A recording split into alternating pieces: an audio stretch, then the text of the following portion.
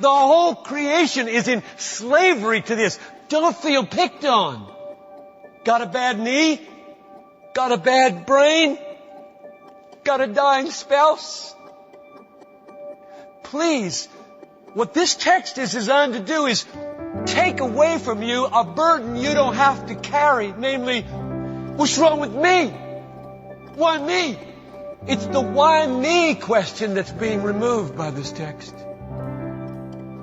This is a new series on Light and Truth titled Hope in a World of Sorrows.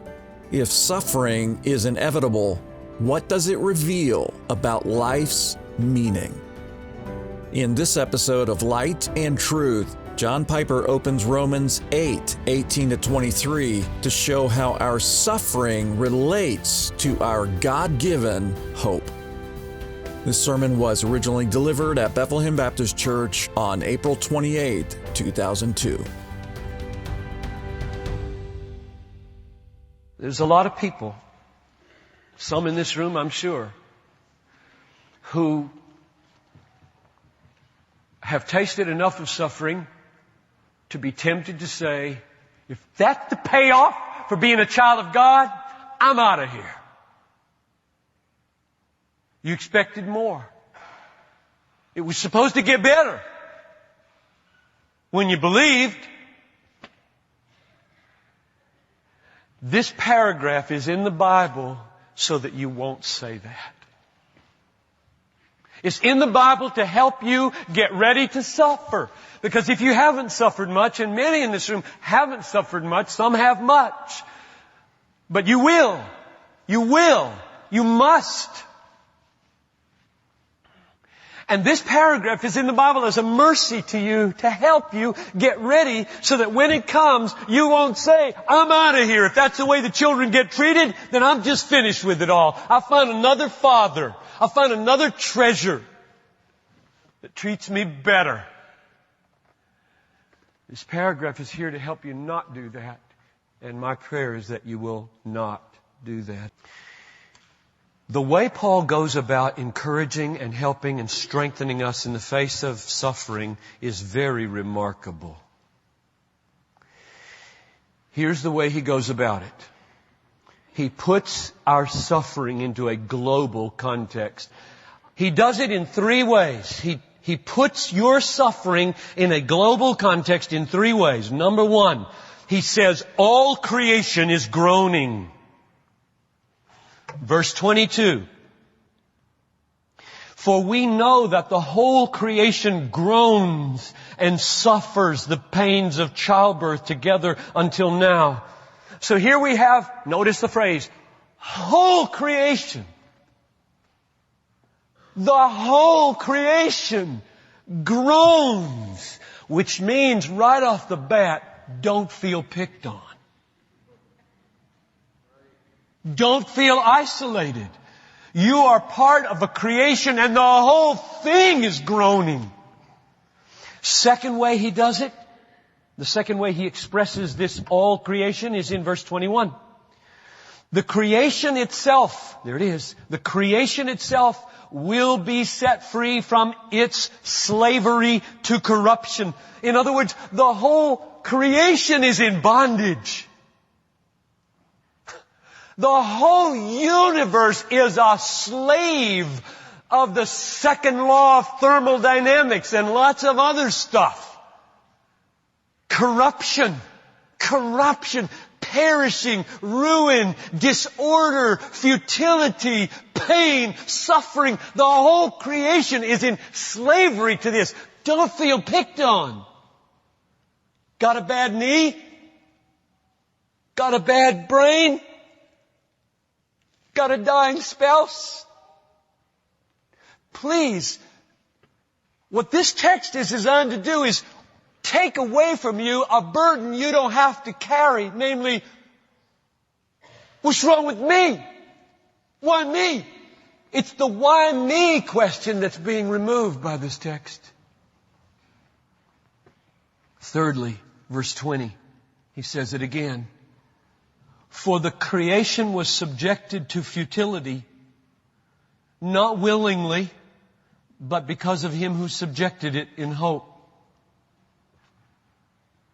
the creation was subjected to futility. The whole creation is in the grip of futility, emptiness, hollowness, frustration, breaking down, malfunction, earthquakes, famine, and other birth pangs. That's the first way he puts it in global context. All of nature, all of creation is groaning. Secondly, all of history, not just this moment in your life or in your family or in this church or in our nation, not just this moment, but the whole history. So I'm moving from a spatial statement of all creation is subject to futility to all of history. There's not a season in your life, not a season in this world's history that is not groaning. Look at these time words in verse 18 and 20 and 21. Start at verse 18. For I consider that the sufferings of this present time.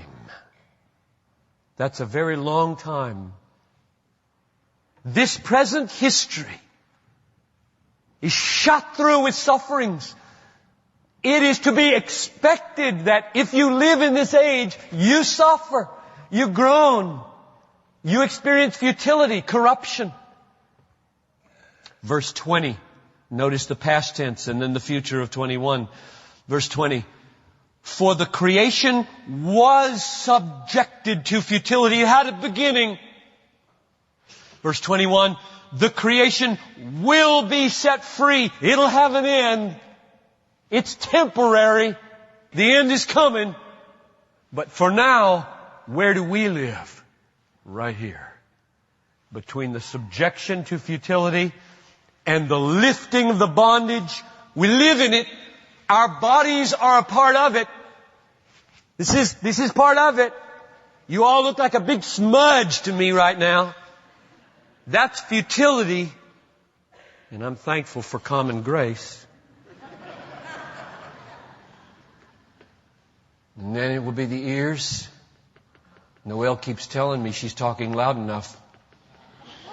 No, you're not. This is not my problem. I'm not there yet. This is your problem. Speak up. It's coming. It comes to your knees, comes to your elbows, it comes to your back, your brain,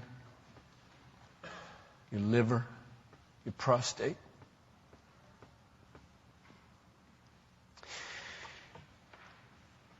But it's not going to last. So all of history. Well, not quite. That's an overstatement. All of history. Because there was a little season. There was a little season of history when it wasn't so. And this is the third way that God puts this in the global perspective, and it's the most important. So if you've tuned out until now, please tune back in. This is the most important point. First I said all of creation is groaning. Then I said all of history is included. I'm qualifying the all now, and I'm saying a third thing, namely it had a beginning, and the beginning was a judicial decree from God, not a natural development of material consequence. In other words, when this creation came into futility, God put it there as a penal, judicial decree in response to sin. Verse 20. For the creation was subjected to futility. Not willingly. The earth didn't ask to be cursed. Adam didn't ask to be cursed. Eve didn't ask to be cursed. The snake didn't ask to be cursed. The seas and the clouds didn't ask to be cursed. This creation did not ask to be subjected to futility and chaos and ruin and corruption and groaning. No. It was against the will of the creation.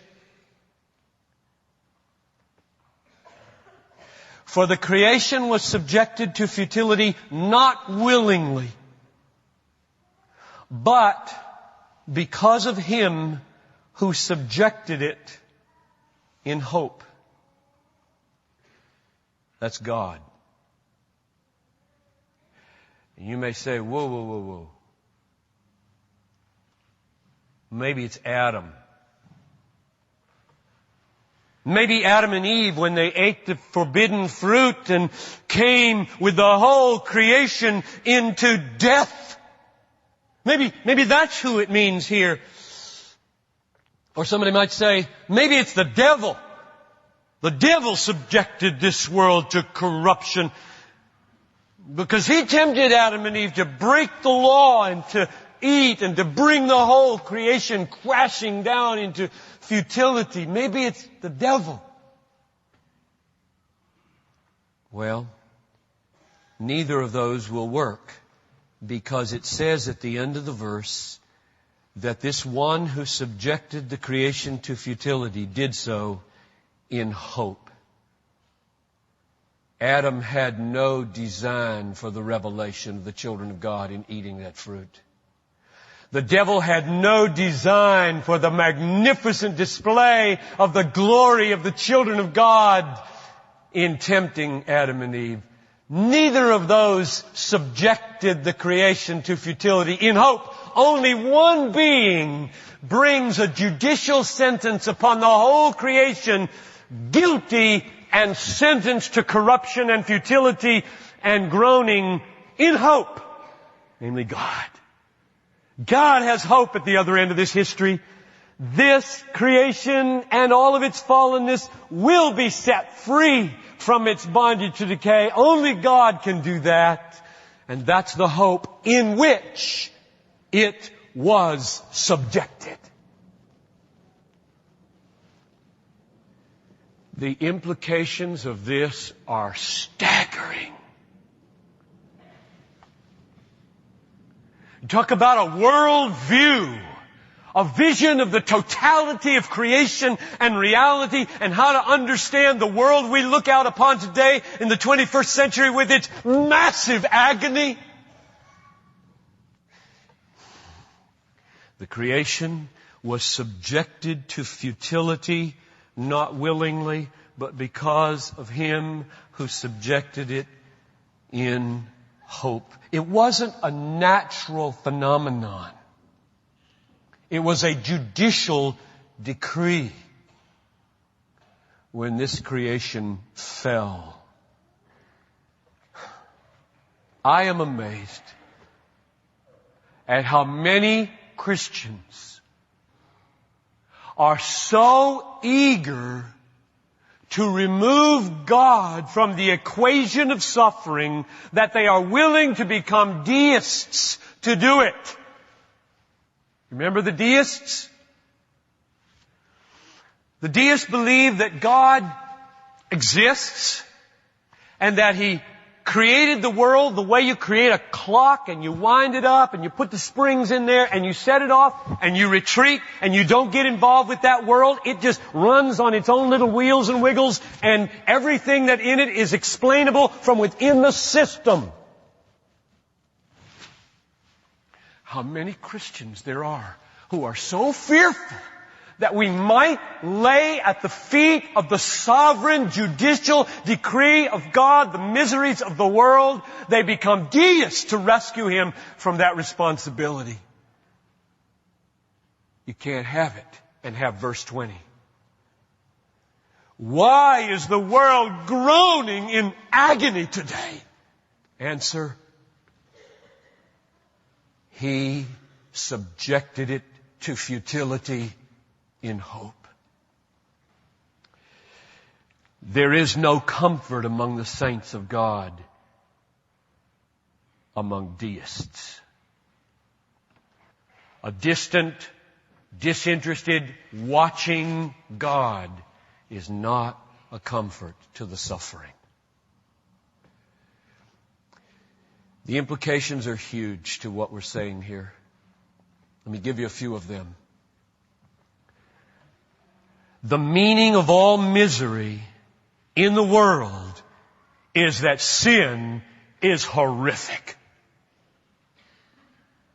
The meaning of all misery in the world is that sin is horrific. All natural evil is a statement about the horror of moral evil. All natural evil in the world is a statement about the horror of moral evil. If you see a suffering in the world that is unspeakably horrible, let it make you shudder at how unspeakably horrible sin is and how unspeakably holy God is, which sin falls short of. The meaning of futility, the meaning of corruption, the meaning of groaning is that sin is ghastly. Sin is hideous. Sin is repulsive. Sin is outrageous beyond imagination. You see, if you come to look at the world that we live in without a massive vision of the holiness of God and His infinitely high desert of worship and an attendant deep sense of the horror and the outrage and the ghastliness and the hideousness of sin, if you don't come to this world with those two visions, you will say, this is an overreaction. This is an overreaction, God. Just thank you anyway, but this is an overreaction. You got no other choice. And so I'm just pleading, get a massive vision of the holiness of God and a deep, horrible, ghastly, hideous vision of what sin is. There's no other way to explain the futility of the world and believe in God. He subjected the world to futility in hope. Well, let me sum it up here and draw it to conclusion by relating it to your suffering. I've seen three ways in this text that God connects your suffering to global context. One, He says that all the suffering in the world, all the futility, the corruption, the groaning, is by virtue of a divine judicial decree, which we saw in chapter 5, verse 12. By one man sin entered into the world, and through sin death. Not because it was a natural consequence, but a judicial appointment and decree. Eat this, you die. God did that. Death is God's decree upon a world shut through with sin. We also saw it in chapter 1, by the way. He handed them over. 3 times in chapter 1, handed them over to a base mind. Hand them over to corruption. The corruption we see in the world is the judicial handing over of God. The second thing we saw is that all of history is involved. There never is a time in your life and never is a time in history that does not groan. All creation will be set free. But now, no. Number 3, we saw that the whole creation is groaning. Judicial decree, all of history, all of creation are the 3 ways that Paul puts your suffering in a global context. Now let's end by looking at verse 23. This is you, Christian. Be sober. Take heart. Be realistic. Verse 23. Not only this, that is, not only does the whole creation groan, but also we ourselves, having the first fruits of the Spirit, even we ourselves groan within ourselves. I'm going to stop there. The rest of the verse is full of hope. But let's let the sober realism minister to us here. Do you realize, focus with me on verse 23 and feel what he's saying. Feel it, because he is saying something very particular to the children of God. This text is about children of God. If children, then heirs, heirs of God. If we suffer, we will be glorified with Him. This text is for the children. And do you realize what this text is saying? The children are saying in Rome, not us. Surely we're not included. Surely the children get a reprieve. Surely cancer doesn't hit us. Surely depression doesn't hit us. Surely marital problems don't hit us. Surely eating disorders don't hit us. Surely arthritis and bum knees don't hit us. Not the children. Now look at it. Notice, I think at least 5 ways he tries to say, even the children, even the children, even the children, even the children, because he's saying, not only that, but we, number 1, ourselves, number 2, who have the first fruits of the Spirit, number 3. In other words, we're saved. We got the down payment of the inheritance inside. Surely there's a reprieve. Surely there's a relief. Surely there's some escape for the children. And then he says it again. Even we, 4, 5, ourselves, 6, groan. There's no escape in this age. The escape is coming. This creation will be set free. Until then, you will die. And on your way to death, you'll get very sick. And relationships will be stressed to the limit. And you will have to watch some of your most precious ones suffer, which is harder than doing it yourself, probably. And my plea now, as we close, is that you won't throw it away. That when it comes, when your day comes, you won't say, if that's the way you teach your children, if that's the way you treat your children, I'm out of here. Don't do that. Please don't do that. Instead, let's do this together as a church. Let's come alongside each other. And while you're going through it and I'm not going through it as much, let's strengthen each other. So now, as we end, let's just take our stand on the solid rock. On Christ, the solid rock, I stand. All other ground is sinking sand. His oath, His covenant, His blood support me in the whelming flood when all around my soul gives way. He then is all my hope and stay. This is Light and Truth, God-centered preaching to help you see Christ clearly and treasure Him truly. I'm your host, Dan Kruver.